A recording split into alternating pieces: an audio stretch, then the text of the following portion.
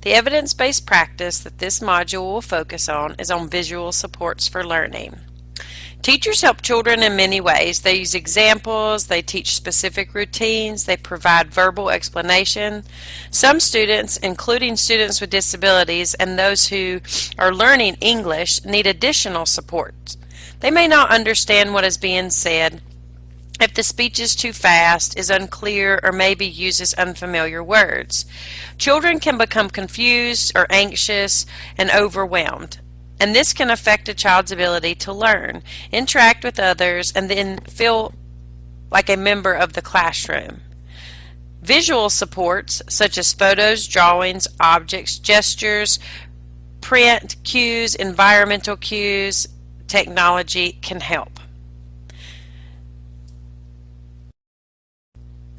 Visual supports help students understand where to find things, where things belong, what will happen, when it will happen, what to do, what not to do, how to interact, and how to communicate thoughts and feelings. Researchers have determined that visual supports help create independence, and this is beneficial for students in both general education and special education.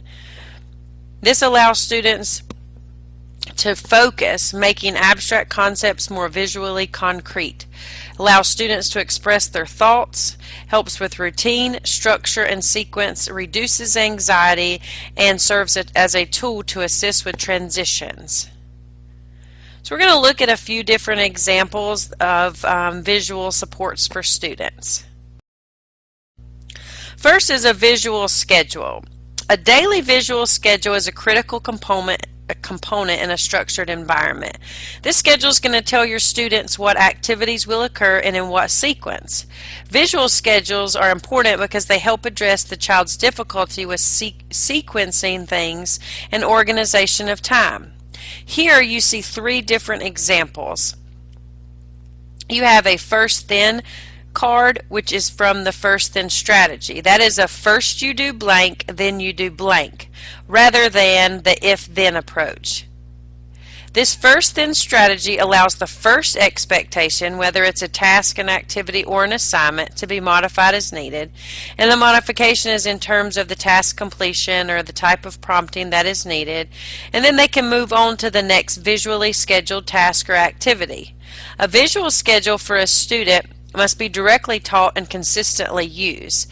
These schedules should not be considered as crutches for students. Instead, these individual schedules should be considered as assistive technology type devices.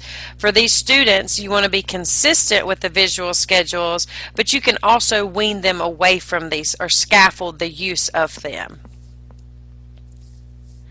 While visual schedules definitely have the potential to help increase independent functioning through all of life, not just at school, but also in the home and in the community. And the second example is a visual schedule, and this is on a whiteboard where students can mark off each individual thing as it's been completed. And then the folder is also a good way to organize your pictures. It is good that when you are making your visual representation on your schedules, they need to be real objects or photographs, realistic drawings, some type of commercial picture system, which we will talk about that in just a few minutes. And you want to be consistent with those pictures that you use to represent things in your schedule. Another common use of visual supports is with classroom expectations, using cue cards for students to convey what they need to be doing in the classroom, such as sitting in chairs, sitting on the floor, lining up, waiting, hands down, look, crisscross applesauce. There are lots of different terminologies that teachers use in their classroom for their expectations, and using cue cards and visual aids to support students and to help remind them of these expectations will help make the teacher more effective. While this is an example of a Feelings fan, it is a commercial product that you can purchase, but you could also make things like this yourself to communicate feelings of some sort.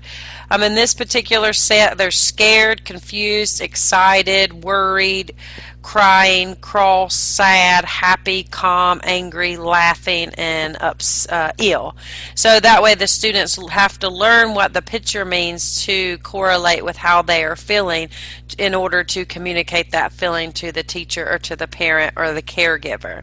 But these are the type of things that you can definitely use for students in the classroom when they, get overwhelmed with certain situations or they want to discuss their feelings. This is a great way to have a communication tool using pictures.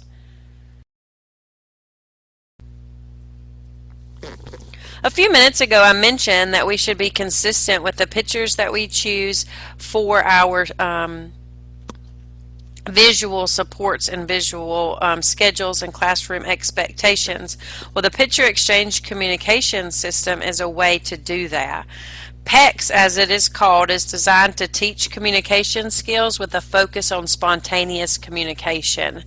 It has been used and implemented in a variety of settings and contexts, such as home, school, and community, so that people that are using this have the skills to communicate their wants and needs.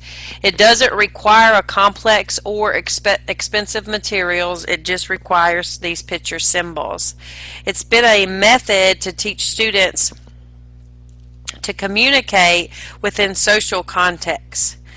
It is absolutely an evidence-based practice on its own, while visual supports are an evidence-based practices to support learning for students. Enough research has been done on the Picture Exchange Communication System to say that it is an evidence-based practice to teach communication skills. Let's just think about organization. See how the pictures are on this tub for the glue, the scissors, pencils? This is a way that everyone knows where it goes. You see the picture, you see where it goes. This is good for all students, and actually this is becoming a common practice in medical supply closets. Hospitals were finding through a project called Project Search that it was taking individuals longer to go into a cabinet or supply closet and actually put things away if it was just labeled with words. Even people that have reading abilities of their age still can do tasks quicker if they see the picture labels. So what we've done is we've looked at visual supports to aid students in scheduling, in communication, in organization, classroom expectation, and functional communication. So what about visual aids for learning, for acquiring skills, or for learning skills, or for practicing skills? Can you think of an example of some type of visual support that has helped you as a college student?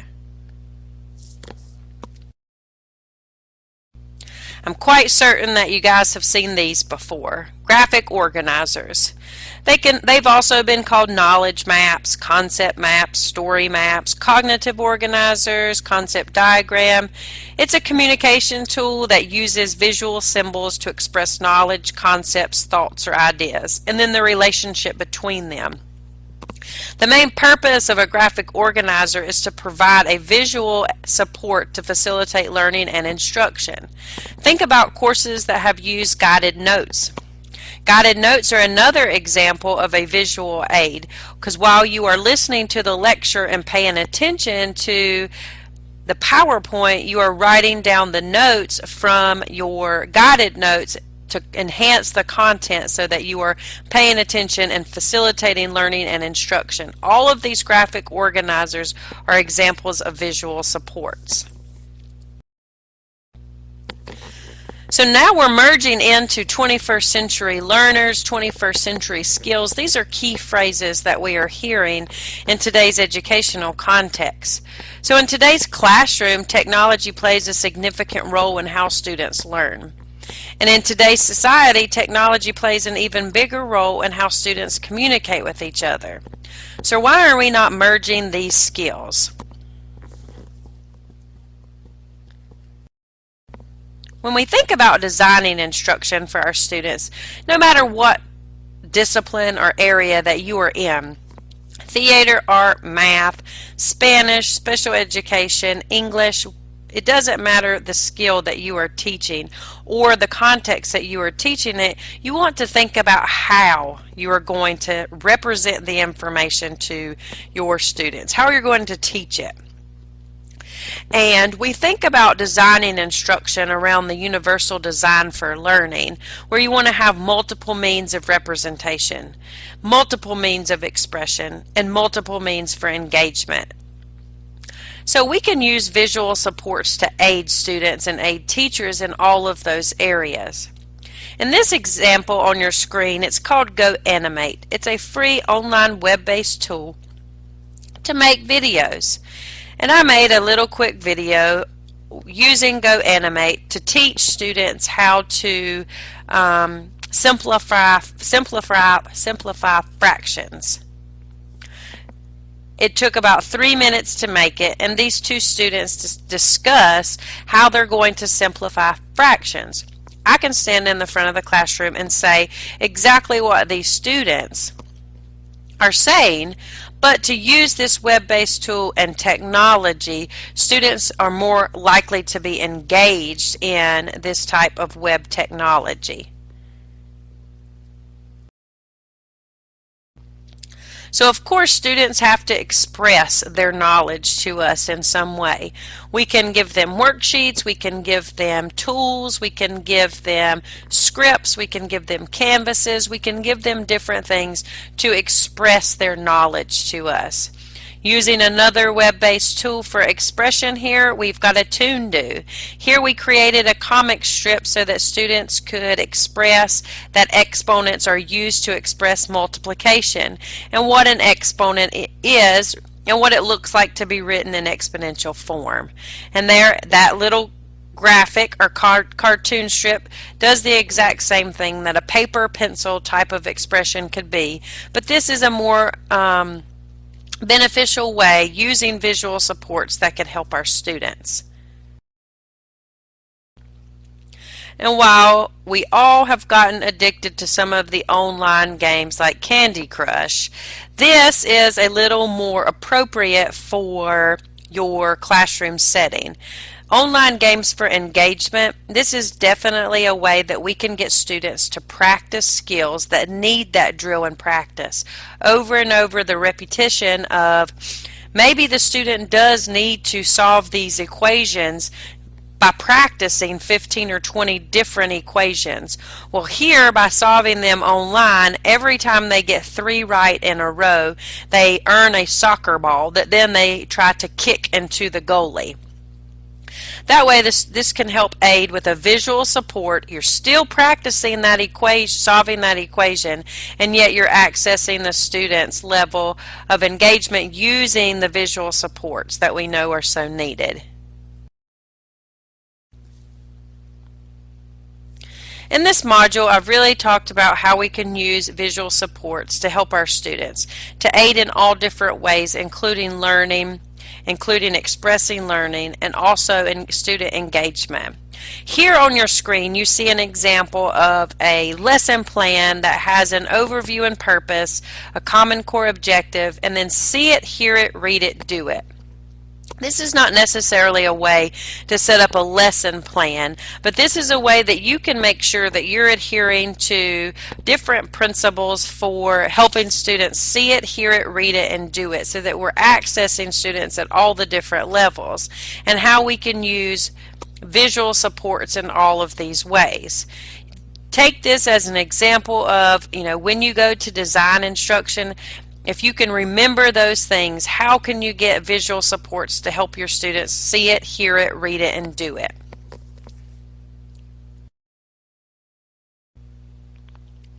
It would be difficult for me to talk about technology and visual supports without mentioning the applications for tablets and iPhones and iPads.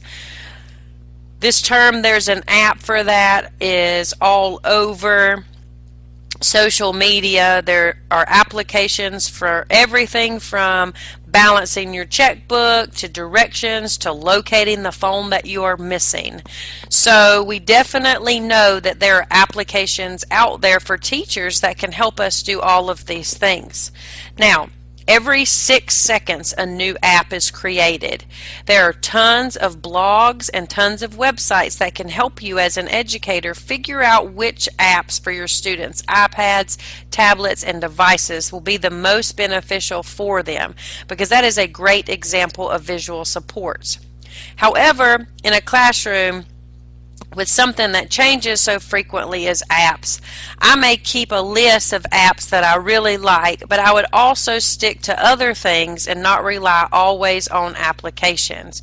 You want to have different types of visual supports that are going to help create independence and help the students stay in the general education classrooms and in the inclusion model that is so important to them, to help them focus, help them gain those abstract concepts, express their thoughts, help with their routine, their structure, and even to reduce their anxiety.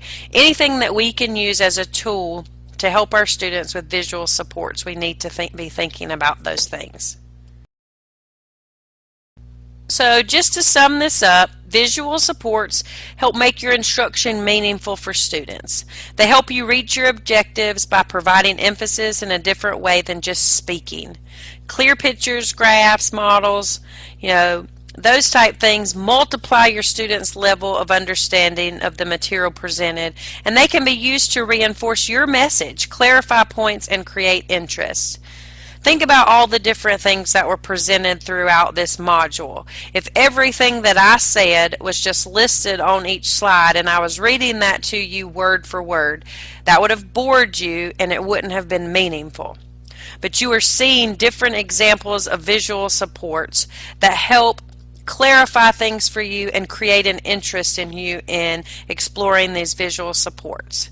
And there are many low-cost options for visual supports. A visual support can be the chalkboard or the whiteboard or an overhead projector or a smartboard or a flip chart or a photograph. It doesn't have to be technology. Visual supports are meaningful for students and they help increase their understanding.